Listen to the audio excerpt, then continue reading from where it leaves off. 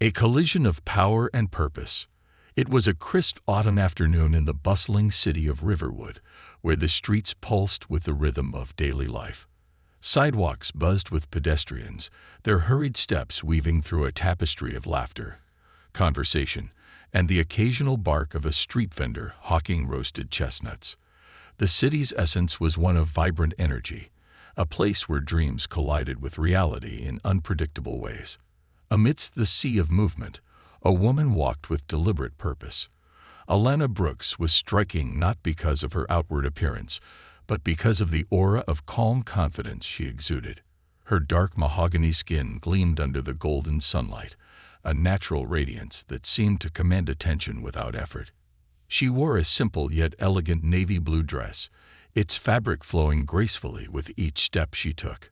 Around her neck hung a gold pendant, glinting in the light, a cherished gift from her husband, Henry. The pendant was more than jewelry. It was a symbol of love, partnership, and unwavering support. Alana's path took her past a row of parked police cruisers outside a local coffee shop. She barely noticed them at first, her mind preoccupied with thoughts of an upcoming charity event she was organizing. But as she walked, a voice shattered the hum of the city. "Hey, you." The words were sharp, laced with authority and irritation. Alana turned her head to find a police officer striding toward her. His name tag read Officer Dawson. Tall and broad-shouldered, his stance conveyed an air of dominance, but his eyes betrayed a simmering irritation. Dawson had been on the force for nearly 15 years, but instead of wisdom, time had bred arrogance. He was known for pushing boundaries, using his badge as a tool to assert power rather than to serve justice. "Yes, officer?" Alana asked, her tone polite but cautious. She had seen this scenario play out in the lives of others too many times, and a familiar unease began to creep in. Dawson's gaze dropped to her necklace, the gold catching the sunlight and reflecting in his narrowed eyes. "That necklace," he said, his voice low but accusatory. "Where'd you get it?" Alana blinked, taken aback. "It's mine," she replied simply. "It was a gift from my husband." Dawson's expression darkened, a sneer forming at the corner of his mouth. "Sure it was," he muttered. "You matched the description of someone reported for theft earlier today. That chain looks like it might be stolen property." Alana stiffened, her heart beating faster. The accusation was as baseless as it was absurd. She met his gaze evenly, refusing to let fear dictate her response. "I assure you, officer, I haven't stolen anything," she said firmly. "This chain is mine, and I can prove it." But Dawson wasn't interested in proof. He had already made up his mind. Years of unchecked biases had taught him to see guilt where there was none, particularly in those who didn't look like him. To him, Alana's confidence was a challenge, a refusal to bow to his authority, and it rankled him deeply. "Let's see some ID," Dawson barked, stepping closer, his tone leaving no room for argument. Alana hesitated. She had her identification in her bag, but the principle of the matter made her pause. This wasn't about a stolen necklace. It was about power, his need to exert it and her refusal to submit to unwarranted scrutiny.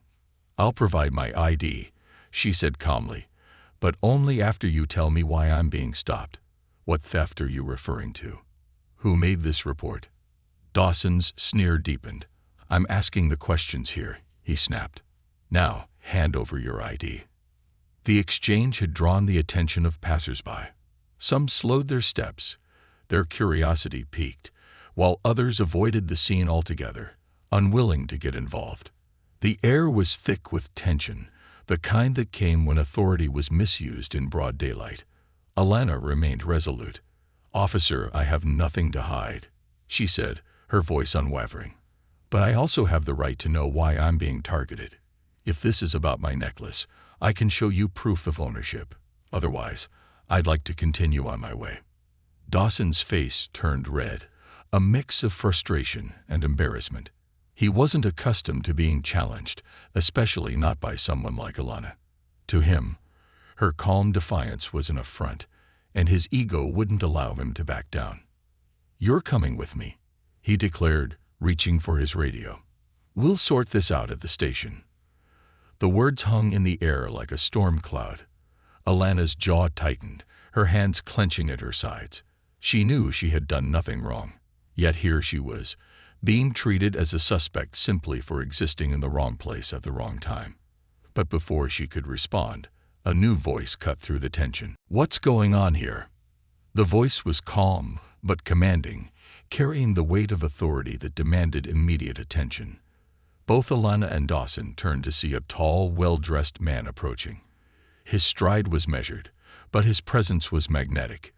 It was Henry Brooks, Alana's husband, and, unbeknownst to Dawson, the chief of police for Riverwood. Henry's eyes darted between his wife and the officer, his expression a mix of concern and barely contained anger. "Officer Dawson," he said evenly, his voice like steel wrapped in velvet, "would you care to explain why you're detaining my wife?"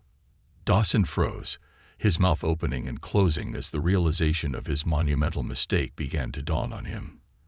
The color drained from his face, and the hand holding his radio dropped to his side. This wasn't just any woman. This was Alana Brooks, the wife of his boss. A house of cards begins to shake. The air outside the coffee shop had grown oppressively still, the earlier hum of city life replaced by the weight of mounting tension.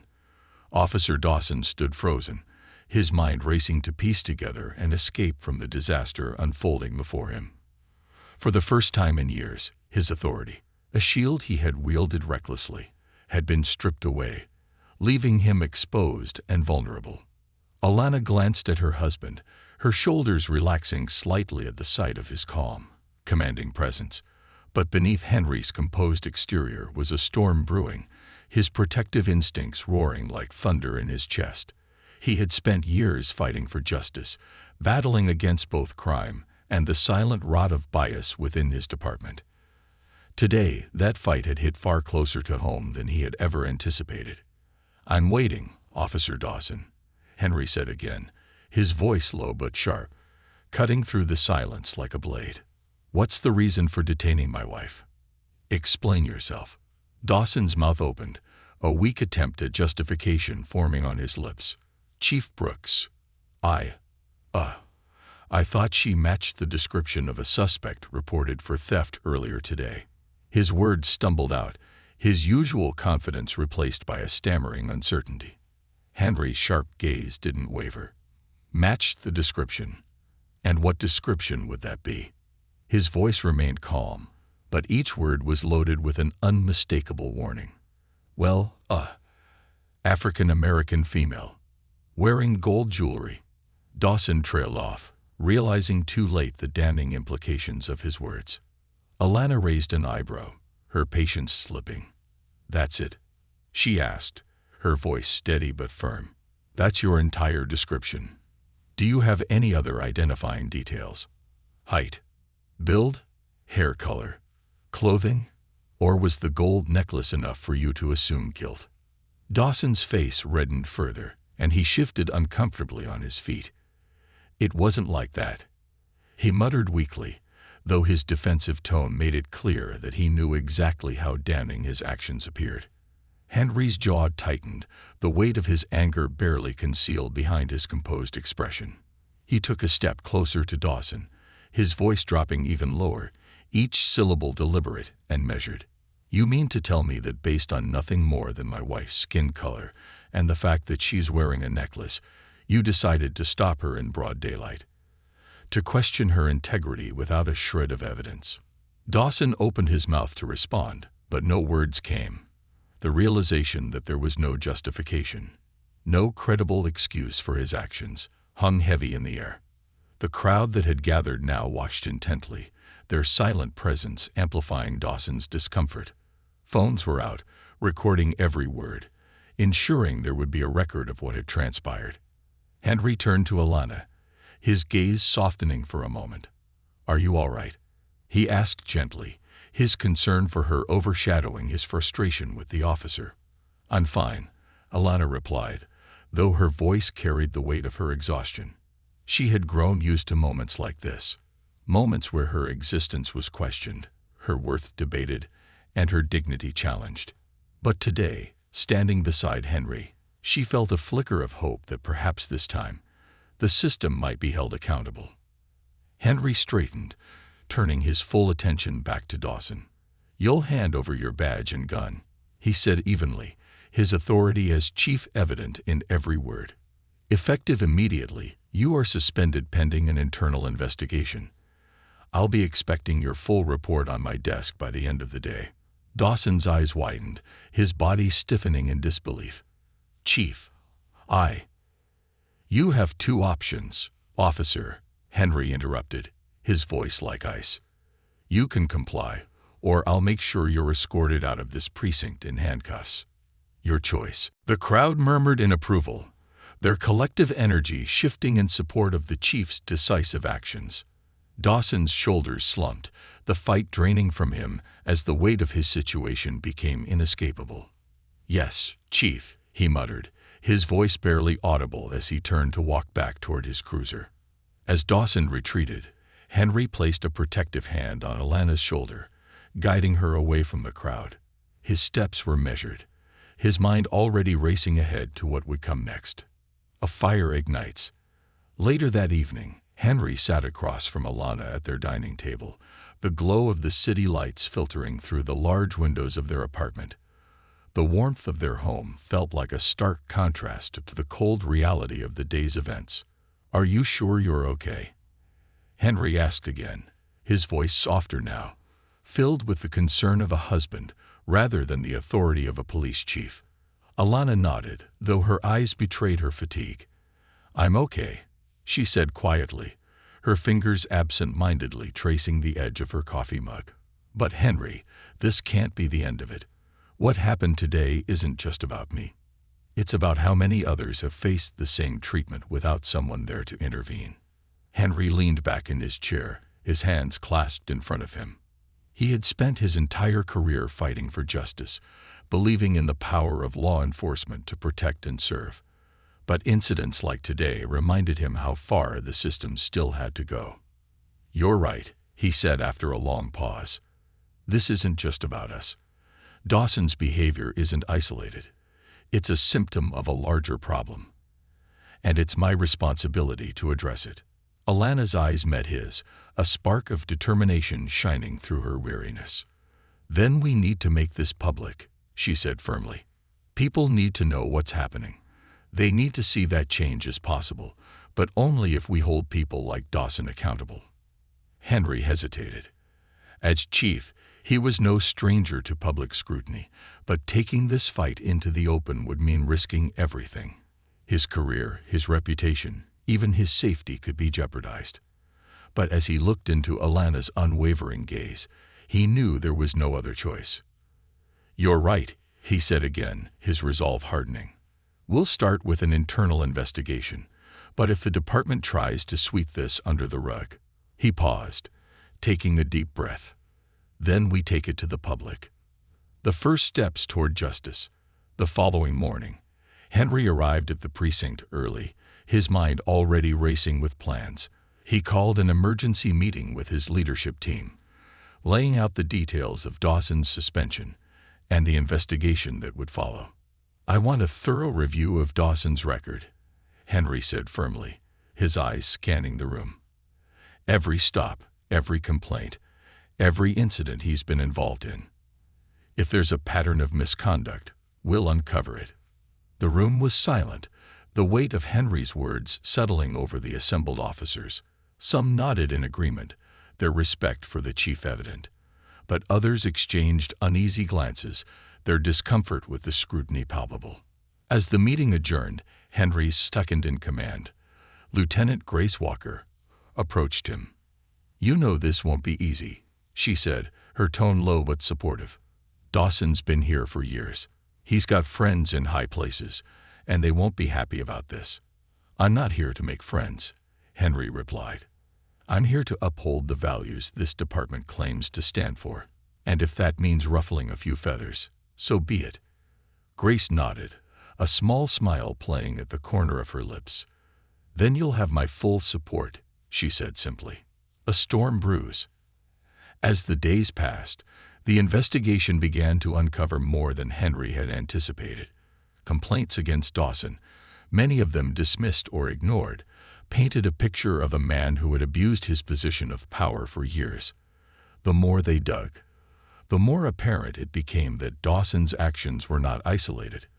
They were emblematic of a culture that had allowed bias and misconduct to thrive unchecked. But with every revelation, resistance grew. The police union issued statements defending Dawson, accusing Henry of overreach and bias. Whispers of dissent spread through the department, with some officers openly questioning their chief's motives. Henry's phone buzzed constantly, calls from reporters, community leaders, and even city officials, all demanding answers. The pressure was immense, but he refused to waver. One evening, as he sat at his desk reviewing files, a text from Alana appeared on his screen. "I'm proud of you. Keep going. We've got this." Henry smiled, the simple message rekindling his determination.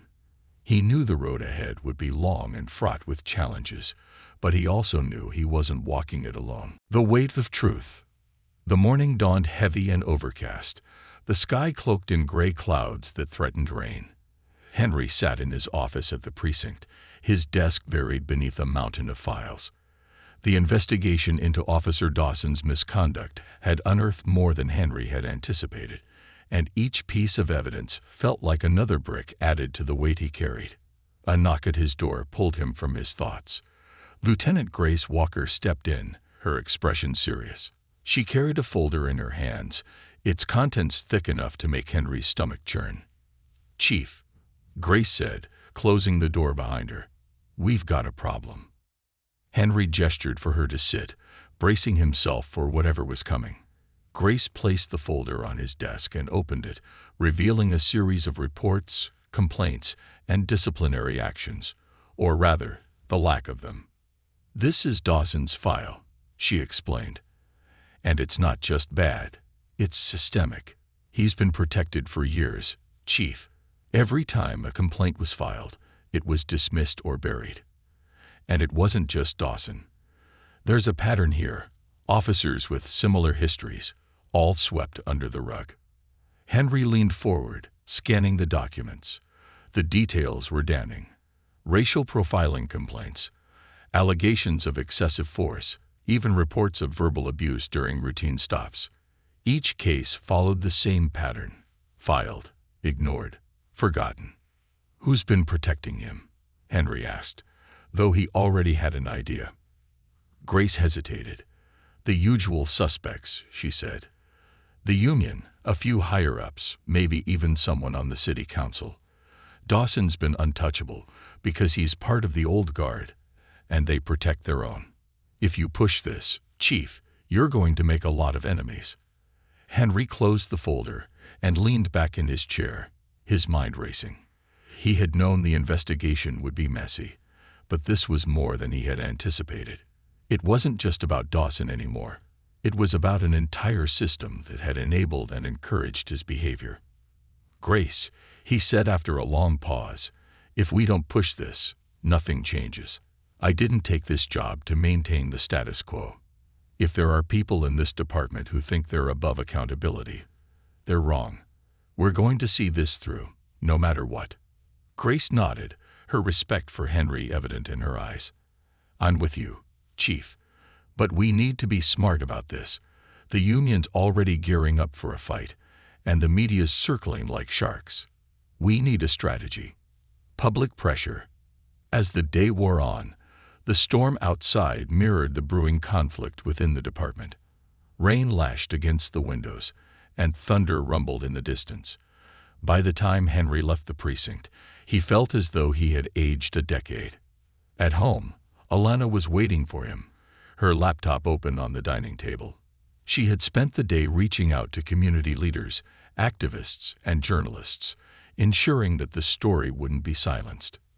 "You look exhausted," she said as Henry shrugged off his coat. "I feel exhausted," he admitted, dropping into a chair. "But we're making progress." Grace uncovered a lot of buried complaints against Dawson and others like him. "It's worse than I thought." Alana closed her laptop, and moved to sit beside him, her hand resting on his arm. "Then we need to make sure the public knows what's going on," she said. "The only way to fight this is to shine a light on it. If we let them control the narrative, they'll win." Henry sighed. "The union's already pushing back hard. They're calling me biased, saying I'm targeting Dawson unfairly. If we take this public, it's going to get ugly." "It's already ugly," Alana replied firmly. "But we're not alone in this. I've been talking to people all day, activists, community leaders, even a few former officers who left the force because of what they saw. They're ready to stand with us." Henry looked at her, a mix of admiration and gratitude in his eyes. "You've always been braver than me," he said with a small smile. "All right, let's take this public, but we need to be strategic." The town hall. The following week, a town hall meeting was held at the Riverwood Community Center. Word had spread quickly, and the hall was packed with people from all walks of life: residents, activists, reporters, and even a few off-duty officers. The atmosphere buzzed with anticipation, a palpable energy that crackled through the room. Henry stood at the front of the room, flanked by Alana and Lieutenant Grace Walker. The microphone felt heavy in his hand as he looked out at the crowd, their expectant faces a reminder of the responsibility he carried. "Thank you all for coming," he began, his voice steady despite the weight of the moment. "I'm here tonight because I believe in transparency. Over the past few weeks, my department has been conducting an investigation into allegations of misconduct involving one of our officers. What we've uncovered goes far beyond one individual. It points to systemic issues that cannot and will not be ignored." A murmur rippled through the crowd, a mix of anger, shock, and support. "As your chief of police, it is my responsibility to ensure that our officers uphold the values of justice, integrity, and accountability. When they fail to do so, it is also my responsibility to hold them accountable. That's what I intend to do." The room erupted into applause, though not everyone was clapping. In the back corner, a small group of officers stood silently, their expressions unreadable. Henry knew they represented the resistance he would face within his own ranks. Alana stepped forward, her voice clear and strong. "This isn't just about one officer or one department," she said. "It's about a culture that allows prejudice to thrive unchecked. It's about ensuring that no one, regardless of their race, gender, or background, has to live in fear of the very people sworn to protect them." Her words resonated deeply, and Henry could see the impact they had on the crowd. People were nodding, some wiping tears from their eyes. For the first time in weeks, he felt a glimmer of hope. The first blow. The town hall was a turning point, but it also marked the beginning of an all-out war. The next day, the union issued a scathing statement, accusing Henry of betraying his department and undermining officer morale. Local news outlets ran headlines like, "Chief under fire. Is Henry Brooks too radical for Riverwood?" At the precinct, the tension was palpable. Officers who had once greeted Henry with respect now avoided his gaze, their loyalty to the badge superseding their loyalty to justice. Even Grace reported whispers of dissent, rumors of officers refusing to cooperate with the investigation. Despite the backlash, Henry pressed on. He met with city officials, activists, and legal experts, building a coalition of support. Alana worked tirelessly alongside him, her connections in the community proving invaluable. One night, as they sat together reviewing documents, Henry looked at her and said, "You know this fight could destroy us, right? Our careers, our lives, it's all on the line." Alana reached for his hand, her grip firm and reassuring. "We've faced worse, Henry," she said. "And we've always come out stronger. This isn't just about us. It's about what's right. And I'd rather lose everything fighting for justice than live comfortably in silence." Henry nodded, the weight of her words settling in his chest. He knew she was right. The battle ahead would be brutal, but together, they were unstoppable. The rising storm. The weeks that followed the town hall were a blur of meetings, headlines, and confrontation. The atmosphere at the precinct had grown toxic, a silent battle being waged between those who supported Henry's push for accountability and those who clung to the old guard's way of operating. In the midst of the chaos, Henry found himself at the center of a media firestorm. Local news stations ran constant stories about the investigation, public opinion splitting down predictable fault lines. Community activists praised his efforts, while union representatives and some city officials denounced him as a reckless radical. Despite the noise, Henry stayed focused. Each new day brought more evidence of systemic issues within the department. Officers with long histories of complaints shielded by their connections, a disciplinary system that failed to hold anyone accountable, and a culture of silence that had festered for years. A new ally. One cold morning, Henry arrived at the precinct to find a surprise waiting for him. Sitting in his office was a man in his early 60s with graying hair and a calm but authoritative demeanor. He wore a tailored suit, and his eyes carried the weight of decades of experience. "Chief Brooks," the man said, standing to shake Henry's hand. "I'm Charles Dennison. I used to oversee internal affairs for the state police."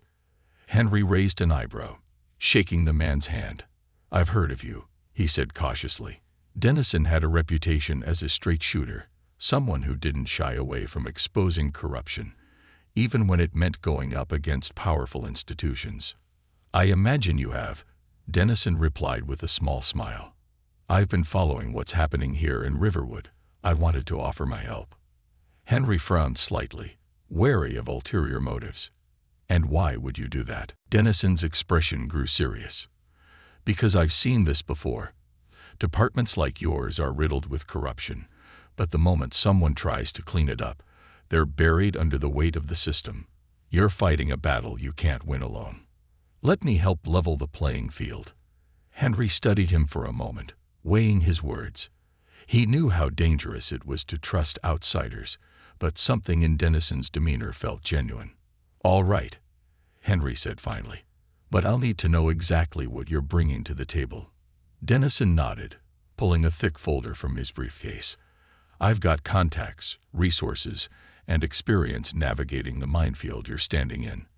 And I've done my homework. The evidence you've collected so far is strong, but it won't be enough to dismantle the network protecting Dawson and others like him. You'll need more." Henry leaned forward, intrigued despite himself. "Go on." Dennison opened the folder, revealing a series of documents, photographs, and handwritten notes. "I've already started digging into Dawson's connections," he explained. "He's not acting alone. There's a group of officers within your department, men and women who've been covering for each other for years. They call themselves the Blue Shield. Their whole purpose is to protect their own, no matter the cost." Henry's jaw tightened as he scanned the documents. The names listed in Dennison's file included not just officers but supervisors, union reps, and even a city council member. The implications were staggering. "This is a lot to take in," Henry admitted, setting the folder down. "If what you're saying is true, this goes far beyond Dawson." Dennison nodded. "It always does. But if we're strategic, we can dismantle the shield piece by piece. It'll take time and precision, but it's doable." The shield pushes back. As Dennison and Henry began strategizing, the Blue Shield wasted no time in launching a counterattack. Rumors about Henry spread like wildfire within the precinct.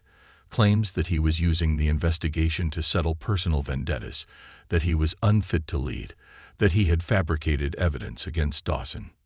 One morning, Henry found himself summoned to a closed-door meeting with the mayor and several city council members.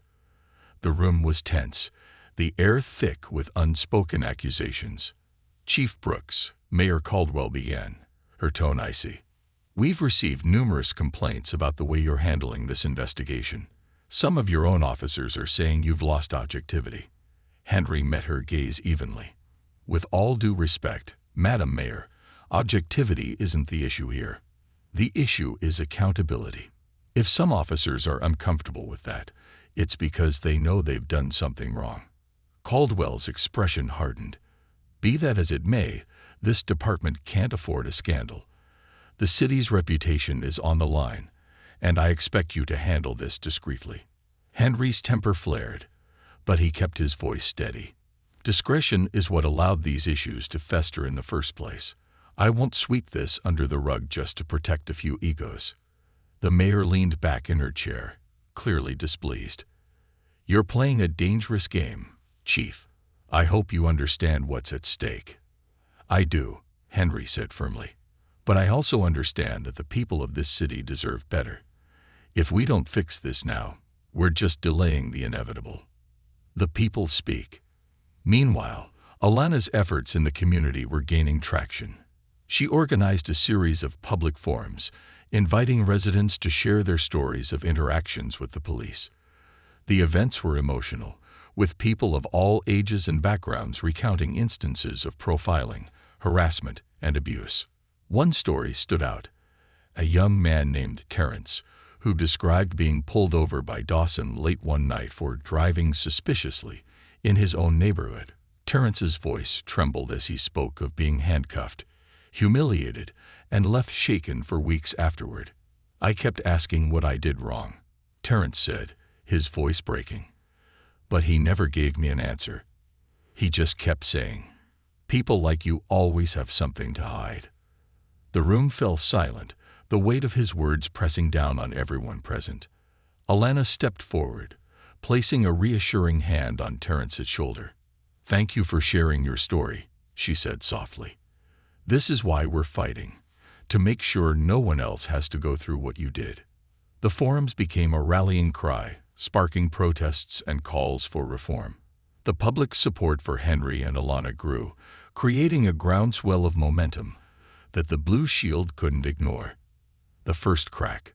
The turning point came when one of Dawson's former partners, Officer Linda Carter, came forward with a shocking confession.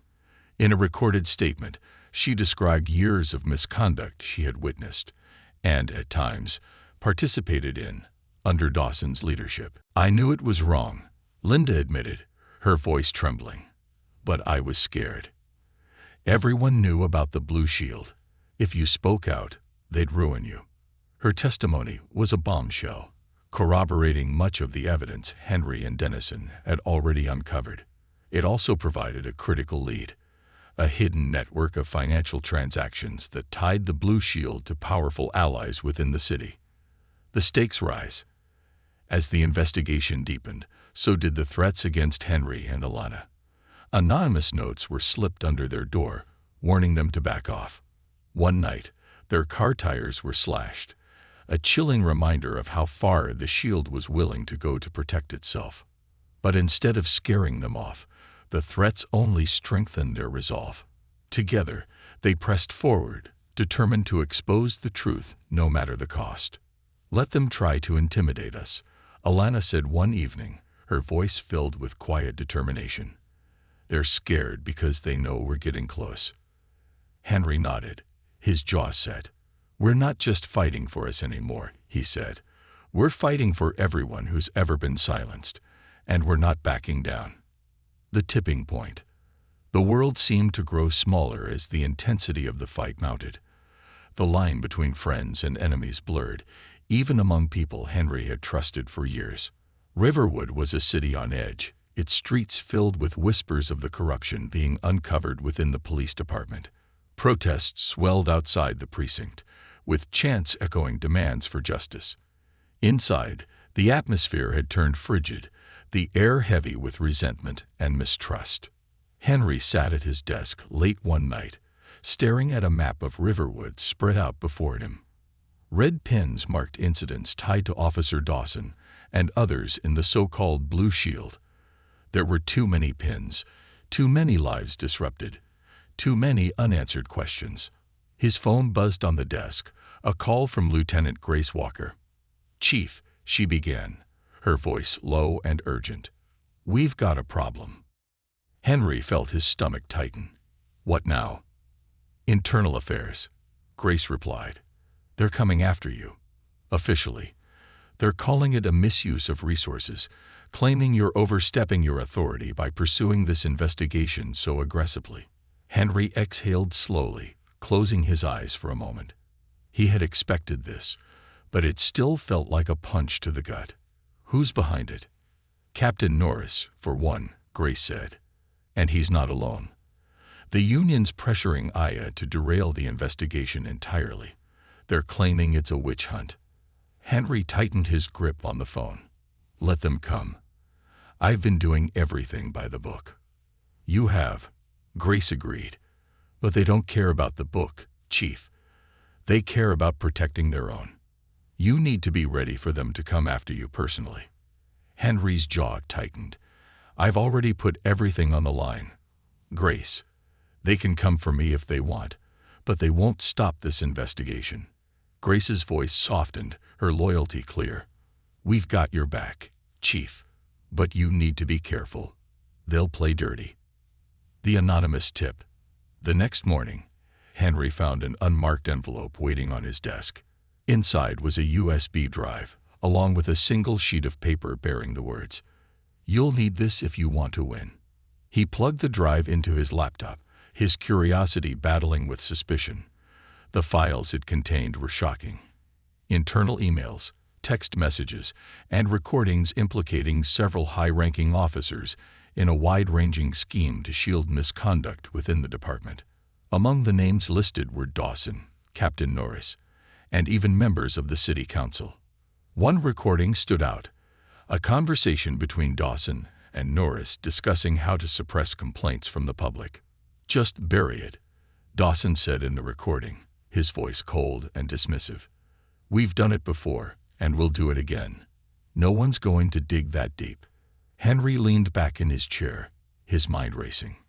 The evidence was damning, but it also meant someone inside the department was willing to help him. He needed to find out who, but first, he had to act. Turning the tide. Henry and Dennison spent the next 48 hours meticulously reviewing the files, piecing together the larger picture of corruption within the department. With Alana's help, they prepared a dossier that outlined the scope of the Blue Shield's activities, from covering up misconduct to intimidating witnesses and tampering with evidence. "This is enough to blow the whole thing wide open," Dennison said, his voice tinged with both excitement and caution. "But it's going to get ugly. If you release this, they'll come for you with everything they've got." Henry nodded. "They're already coming for me. This isn't about protecting myself anymore. It's about doing what's right." Alana placed a hand on his shoulder. "We'll stand with you," she said firmly, "no matter what." The press conference. 2 days later, Henry held a press conference outside City Hall. The crowd was massive. Residents, reporters, and activists packed together, their voices a low rumble of anticipation. Henry stepped up to the podium, his heart pounding. Cameras flashed, microphones jutted toward him, and the weight of the moment settled heavily on his shoulders. "Good morning," he began, his voice steady despite the tension. "Today, I'm here not as your chief of police, but as a member of this community, a community that deserves better than what it has been given." He paused, letting his words sink in. "Over the past several weeks, my department has been investigating allegations of misconduct involving Officer Dawson. What we've uncovered goes far beyond one officer. It reveals a systemic failure, a culture of corruption that has been allowed to fester for years." Murmurs rippled through the crowd as Henry continued. "This morning, I submitted evidence to both the mayor's office and the district attorney, outlining the actions of a group within our department known as the Blue Shield. This group has operated in secrecy, protecting officers who abuse their power and silencing those who would hold them accountable." He held up the dossier, its weight symbolic. "This ends now." The crowd erupted into applause, but Henry knew the battle was far from over. The aftermath. The press conference sent shockwaves through Riverwood. The mayor, backed into a corner by public outrage, announced an independent investigation into the police department. The district attorney pledged to review the evidence Henry had provided. But the backlash was immediate and fierce. Union representatives called for Henry's resignation, claiming he had betrayed his officers. Anonymous threats poured in, targeting both Henry and Alana. Their home became a fortress, guarded by both supporters and the ever-present specter of danger. "You knew this would happen," Alana said one night as they sat together in their living room, exhaustion etched into both their faces. "I did," Henry admitted, "but it doesn't make it easier." Alana took his hand, her grip firm. "We've come too far to stop now. They want us to give up because they're scared. That means we're winning." Henry smiled faintly, her words a balm against the growing weight of the fight. "You're right. We can't stop now." The first victory. Weeks later, the independent investigation delivered its preliminary findings. The Blue Shield was real, and its actions were as egregious as Henry had claimed. Dawson was arrested, along with 3 other officers, on charges ranging from obstruction of justice to civil rights violations. The arrests sent a clear message, but Henry knew the fight was far from over. The culture within the department wouldn't change overnight, and the forces resisting accountability were still strong. But as he stood in his office, watching the news report on the arrests, he felt a glimmer of hope.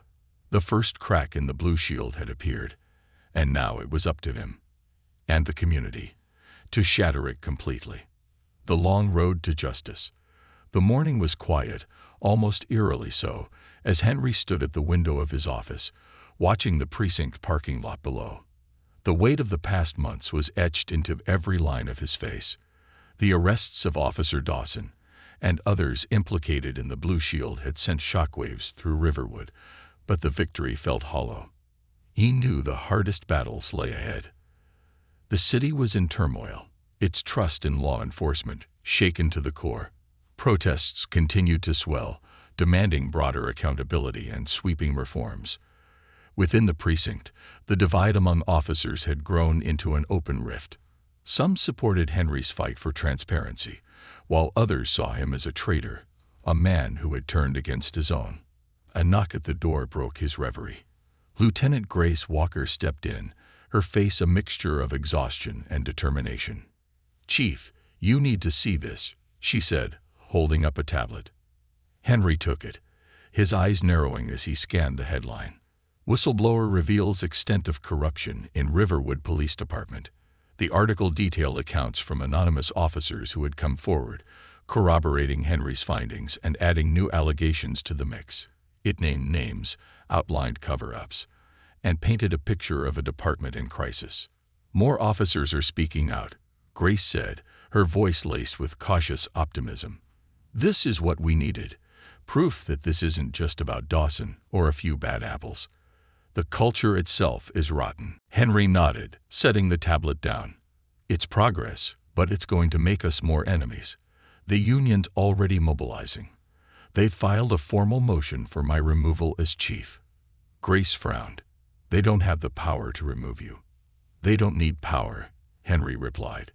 "They just need enough noise. If they can turn public opinion against me, the city council might force me to step down." Grace's jaw tightened. "Then we make more noise. We show the city why this fight matters. The community steps up." That evening, Henry and Alana attended a town hall meeting organized by local activists. The community center was packed, with people spilling into the hallways and out onto the street. The atmosphere crackled with energy, anger, hope, and a fierce determination to see change. As Henry approached the podium, the room fell silent. He looked out at the faces before him, each one a reminder of why he had chosen to take this stand. "Good evening," he began, his voice steady despite the emotion welling in his chest.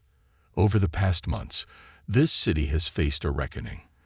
We've uncovered truths that many of us already knew but were too often ignored. But tonight, I want to talk about what comes next." He paused, letting the words sink in. Accountability is only the first step. Real change requires more than arrests and investigations. It requires rebuilding trust, creating a culture where every officer understands that their badge is not a shield for misconduct, but a symbol of service and responsibility. The crowd erupted into applause, but Henry wasn't finished. "This fight isn't just mine," he continued. "It's ours. It's about ensuring that no one in this city, no matter their race, background, or income, has to fear the people sworn to protect them. And I promise you, as long as I'm chief, I will do everything in my power to make that promise a reality." As he stepped away from the podium, Alana took his hand, squeezing it tightly. The crowd's cheers followed them as they left the stage, but Henry knew the fight was far from over. The Union strikes back. The Union's response was swift and ruthless. Within days, they launched a smear campaign against Henry, flooding local media with accusations of misconduct and incompetence. They released internal memos taken out of context, twisted his words, and even suggested that his relationship with Alana had compromised his judgment. "Henry Brooks is no longer fit to lead this department," declared Union President Eric Blanchard during a televised interview. "He's torn this department apart, endangered officer morale, and prioritized his personal vendetta over the safety of our city." Henry watched the broadcast with a tight jaw, his hands clenched into fists. Alana sat beside him, her expression calm but her eyes blazing with anger. "They're desperate," she said. "They know they're losing, so they're doubling down." Henry nodded. "But it's working. Public opinion is starting to turn." Alana reached for his hand. "Then we fight harder. We've come too far to let them win now." The breaking point. The pressure reached a boiling point 2 weeks later. An emergency city council meeting was called to discuss Henry's future as chief. The council chambers were packed, with protesters outside chanting both in support of and against him. Inside, Henry stood before the council, his expression calm but resolute. He knew the stakes. If he lost this fight, the momentum for change could collapse, and the Blue Shield would regroup, stronger than ever. The council members took turns questioning him, their tones varying from supportive to hostile. Councilman Gerald Tate, a known ally of the Union, was particularly aggressive. "Chief Brooks," Tate began, his voice dripping with condescension, "do you honestly believe that your actions have improved this department? Morale is at an all-time low, officers are resigning, and public trust is eroding. How do you justify that?" Henry met his gaze steadily. "Councilman Tate, morale isn't low because of accountability. It's low because corruption was allowed to thrive unchecked for years. The officers who are resigning are the ones who can't, or won't, adapt to a department that values integrity over favoritism. As for public trust, the only way to rebuild it is by showing the people of this city that we're willing to confront our failures, no matter how uncomfortable it may be." Tate frowned, clearly unhappy with the response, but Henry pressed on. "The question isn't whether my actions have caused discomfort," he continued. "The question is whether we want a department that serves all of Riverwood or one that protects only itself." The chamber erupted into applause, the sound drowning out Tate's next question. A hard-won victory. In the end, the council voted to keep Henry as chief. The decision was met with mixed reactions, but for Henry, it was a validation of everything he had fought for. The months that followed were a whirlwind of reforms. Henry worked tirelessly with Grace Dennison and other allies to implement new policies aimed at increasing transparency and accountability. Body cameras became mandatory, an independent oversight board was established, and officers underwent extensive training on bias and de-escalation. Alana continued her work in the community, organizing workshops and forums to bridge the gap between residents and law enforcement. Together, she and Henry became a symbol of what was possible when people refused to back down in the face of injustice. A new beginning. One evening, nearly a year after the investigation had begun, Henry and Alana stood on the steps of City Hall, looking out at a crowd gathered for a community event. The atmosphere was different now, hopeful, even celebratory. As the sun set behind them, Alana turned to Henry, her eyes bright. "We did it," she said softly. Henry shook his head, a small smile on his lips. "We started it," he corrected. "The fight's not over, but at least now we're moving in the right direction." Alana leaned against him, her warmth a reminder of why he had fought so hard. Together, they watched as the crowd lit candles, their flames flickering in the evening breeze, a testament to the resilience of a city determined to build something better. And for the first time in months, Henry allowed himself to hope. Justice and beyond. As the candlelight flickered across the crowd, Henry felt the gravity of what they had achieved, but also the burden of what was still to come. Reform was not a destination. It was a journey. There were still voices within the department whispering against him, still parts of the system resistant to change. The blue shield may have cracked, but its remnants were far from eradicated. The event wound down as people began to disperse, their hopeful conversations filling the night air. Alana stayed by Henry's side, her presence a constant reminder of why he fought. As the last of the crowd filtered out, a young man approached them hesitantly. It was Terence, the man who had shared his story at one of Alana's forums.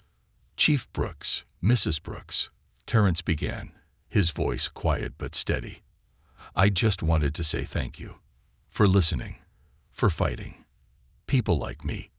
We've lived with this fear our whole lives. Knowing that someone in your position is willing to stand up for us means everything." Henry reached out and shook Terence's hand firmly. "Thank you for trusting us with your story," he said. "Your voice helped make this possible." Terence nodded, a small smile breaking through his serious expression. "You're giving us hope. Don't stop." As Terence walked away, Henry felt a renewed sense of purpose. The fight was worth it, not just for Terence, but for the countless others who had been silenced, overlooked, or mistreated. The final reckoning. The weeks that followed brought both closure and new beginnings.